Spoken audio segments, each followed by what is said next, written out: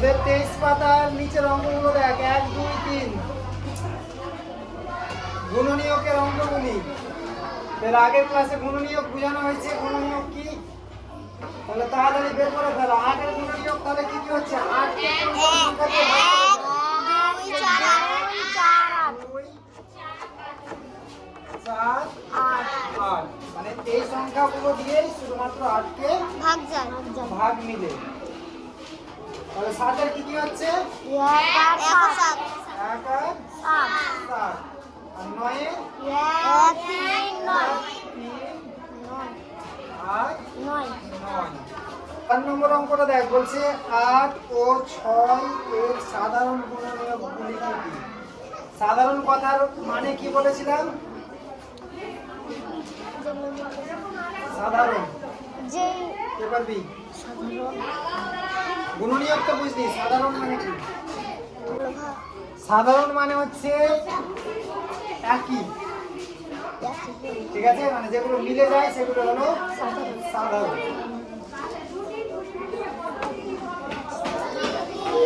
বুঝলি? তাহলে 8 ও 6 এর সাধারণ গুণনীয়ক বের করার আগে কি করতে হবে? 8 এর আলাদা করে গুণনীয়ক বের করতে হবে আর 6 এর আলাদা করে গুণনীয়ক বের করতে হবে। 8 এর গুণনীয়ক কি কি হচ্ছে?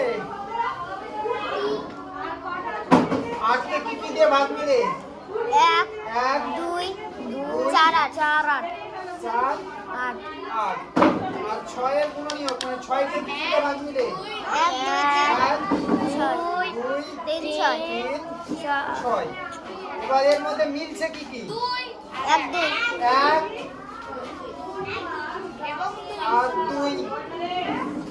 তাহলে 8 ও 6 এর সাধারণ গুণনীয়ক কি হচ্ছে?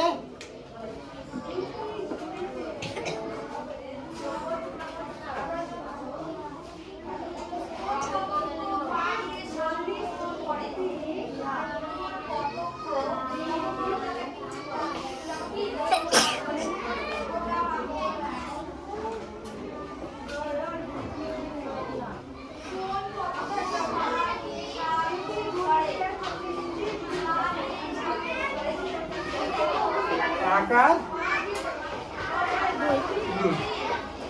5 নম্বর অঙ্কটা বলেছে 5 ও 7 এর সাধারণ গুণনীয়কগুলি। তাহলে 5 এর গুণনীয়ক কি কি হচ্ছে? 5 কে কি কি ভাগ কি কি দিয়ে ভাগ মিলে? 1 ও 5 1 আর 5 দিয়ে, আর 7 কে 1 আর 7 দিয়ে। তাহলে মিলছে কি? শুধুমাত্র 1। তাহলে 5 ও 7 এর সাধারণ গুণনীয়ক হলো শুধুমাত্র কি রে? 1 শুধুমাত্র 1।